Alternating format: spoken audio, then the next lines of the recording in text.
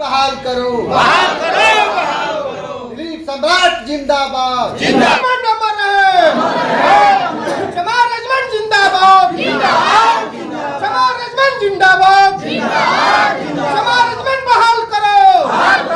कार्यकारिणी का जो बैठक हुआ चमार रेजिमेंट के क्या मतलब है आप लोग का बैठक का? देखिए, फर्स्ट बार है आपका, मैं चैनल का स्वागत करता हूं चमार रेजिमेंट की तरफ से। कैमूर जिला के जिला कमेटी का आज निर्माण हुआ, जिसमें अध्यक्ष बने हैं। इन्हीं के नेतृत्व में पूरा कमेटी प्रखंड स्तर से जिला स्तर तक चुनाव गठन हुआ। चमार रेजिमेंट के मैं आशा और विश्वास करता हूं कि सिपाही राम जी आगे करवा को बढ़ाएंगे। सर बताइए, चमार रेजिमेंट का मतलब क्या हो, इसका उद्देश्य क्या है मेन? चमार रेजिमेंट एक सेना था पहले, चमारों के एक फौज था, उसी का नाम था चमार रेजिमेंट। जो हर सेना को परस्त करके आगे बढ़ता था, उसी को नाम है चमार रेजिमेंट। सर आपका परिचय? मेरा नाम दिलीप सम्राट, चमार रेजिमेंट के प्रदेश अध्यक्ष। बहुत बहुत धन्यवाद आप। अभी कार्यकारिणी जो बैठक हुआ चमार रेजिमेंट प्रदेश अध्यक्ष सब लोग आए हुए एक ही बात कर रहे हैं कि चमार रेजिमेंट चमारों के हेतु थी, तो इस पर आप क्या कहना चाहते हैं? ऐसे लोग चमार रेजिमेंट बनाने का उद्देश्य हमारे राष्ट्रीय अध्यक्ष और प्रदेश अध्यक्ष दिलीप सम्राट जो कारवा को लेकर चले हैं।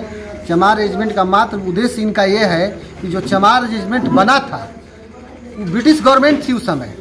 अंतर यही हुआ उसमें कि वो उन्होंने मजबूर कर दिया चमार रेजिमेंट को कि आप देश के ही सेना सुभाष चंद्र बोस की जो आज़ाद फौज थी उससे लड़ने के लिए मजबूर कर दिया।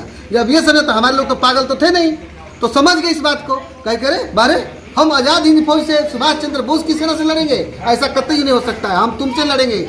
और उन्होंने सुभाष चंद्र बोस के सेना से लड़ा नहीं बल्कि उनका साथ दिया, और उसी में ब्रिटिश गवर्नमेंट उसको डाइल्यूट कर दिया, उसको स्थगित कर दिया। ब्रिटिश गवर्नमेंट ने चमार रेजिमेंट को मैंने दबा दिया, बहाल नहीं होने दिया, और उस जो कि बहाल थी ही ऑलरेडी, और उसी चमार रेजिमेंट को बहाल करने के लिए, पुनः बहाल करने के लिए हमारे राष्ट्रीय अध्यक्ष और दिलीप सम्राट प्रदेश अध्यक्ष जी गांव-गांव, जिला-जिला, प्रखंड स्तर जा करके कई लोगों को अपना इतिहास को बताते हैं, चमार रेजिमेंट को जागृत करते हैं, और उसको पूरा बहाल होने के लिए, और निश्चित रूप से बहाल होकर रहेगा। ये हमारी लड़ाई है केंद्र सरकार से, और होगी निश्चित रूप से। आपका परिचय सर? जय चमार रेजिमेंट। आपका परिचय? भाई मोहन राम। बहुत बहुत धन्यवाद आप। सब लोग तो बोले चमार रेजिमेंट बहाल करना जरूरी है, क्या ये सही बात है? चमार रेजिमेंट चाहिए, अही रेजिमेंट नहीं है जिनका, वो भी मांग करे, इस पर आप क्या कहना चाहते हैं बताइए? बिल्कुल, चमार रेजिमेंट अति आवश्यक जरूरी है, इसलिए कि चमारों की पहले से इतिहास है। हम चमर वंश से आते हैं, और चमर वंश के माध्यम से हमारा जो चमार रेजिमेंट था, वो चमार रेजिमेंट हर लोगों के साथ लड़ने का काम किया और जीतने का काम किया। और आज भी हम चमार रेजिमेंट के लिए लड़ रहे हैं और जीतेंगे, और हम चमार रेजिमेंट को बहाल करके रहेंगे, ये मेरा नारा है। और इस सरकार से मेरी मांग है कि जब तक चमार रेजिमेंट बहाल नहीं होता है तब तक हम चुप बैठने वाले नहीं है, चाहे वो किसी की सरकार हो। हम यहाँ बिहार में भाई दिलीप सम्राट को आगे करके और इनके साथ कंधे में कंधा मिला करके चलने का काम कर रहे हैं। चमार रेजिमेंट को लागू करा कर मानेंगे। चले, बहुत धन्यवाद। परिचय आपका? मेरा नाम राजेंद्र प्रभाकर है, चमार रेजिमेंट का प्रदेश के हम सदस्य। रेजिमेंट पे आप एक प्रदेश के कार्यकारिणी प्रभारी है, आप लोगों को क्या सुझाव देना चाहते हैं अपने तरफ से? हमारा जो इतिहास है, हमारे समाज का जो इतिहास है, उसको दबा कर रखा गया है।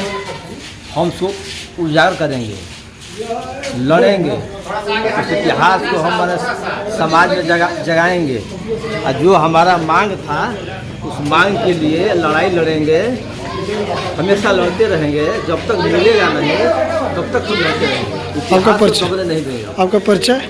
मेरा नाम ललन राम, प्रदेश।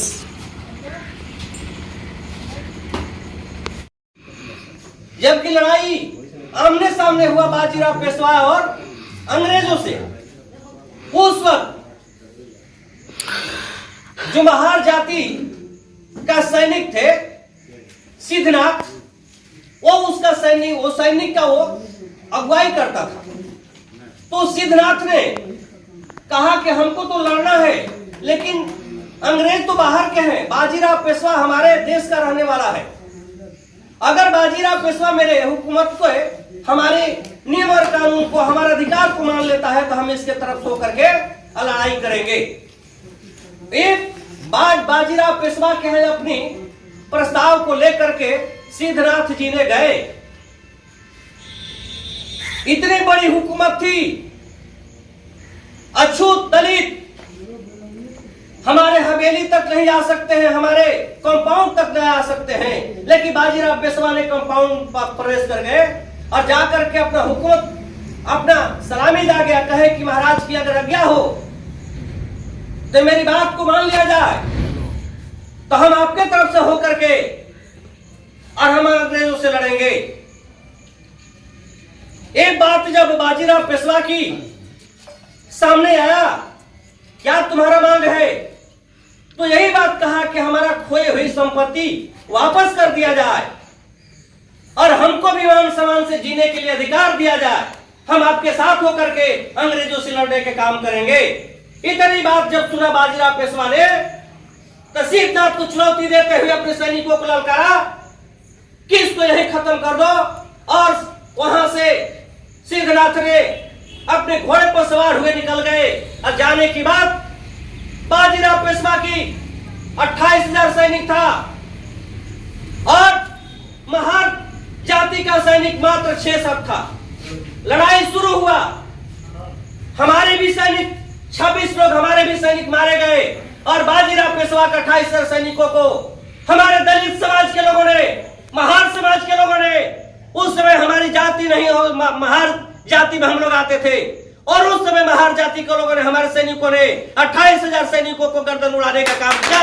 एक हमारे चमार रेजिमेंट का इतिहास रहा है मेरे मित्रों, और यह इतिहास को 1 जनवरी 1818 को उस इतिहास को याद करते हुए आज भी लोग जाते हैं भीमा कोरेगांव में उन लोगों को श्रद्धांजलि देने के लिए। धन्य है वो लोग, वो सैनिक, और आज वही सैनिक के लिए, आज वही रेजिमेंट के लिए पुनः हम लोग ने मांग कर रहे हैं। इसलिए कि भारत में कई जगह रेजिमेंट है, लेकिन हमारी रेजिमेंट चमार रेजिमेंट था 1942 में। इस रेजिमेंट ने, अंग्रेजों ने इसको भेज दिया रंगून से लड़ाई लड़ने के लिए, और वहां भी हमारे सैनिकों ने रंगून को पराजित किया, और इसके बाद हमारे सैनिक को वहीं से चमार रेजिमेंट को खत्म कर दिया गया।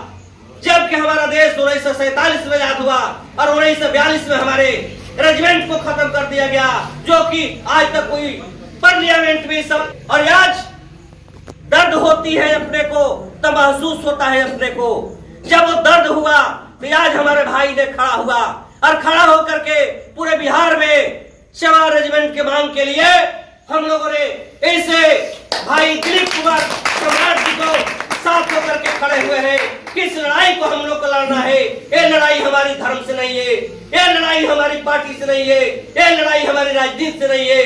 अगर ये हमारी लड़ाई है, चमार रेजिमेंट अगर लड़ाई है, तब विशुद्ध चमारों के लिए लड़ाई है, और हम इस लड़ाई को किसी पार्टी से नहीं जोड़ेंगे, हम इस लड़ाई को किसी दल से नहीं जोड़ेंगे, इसलिए कि हम दल से ऊपर उठ करके, पार्टी से ऊपर उठ करके और धर्म से ऊपर उठ करके इस लड़ाई को लड़ने का काम करेंगे, ताकि अगर मेरी चमार जाति के चमार रेजिमेंट बन जाता है, इसकी मांग को मान लिया जाता है, तो पता नहीं हमारे भारत में कितने करोड़ों नौजवानों को इस रेजिमेंट में नौकरी मिलने का चांस है, तो उन लोगों को रोजगार मिलने का चांस है। इसलिए भाई दिलीप जी को हम धन्यवाद देना चाहते हैं कि भाई दिलीप ने अपना घर द्वार छोड़ करके और पूरे बिहार में घूम घूम करके अपने लोगों को बताने का काम करते हैं कि चमार रेजिमेंट का मतलब होता क्या है, चमार रेजिमेंट का महत्व होता क्या है।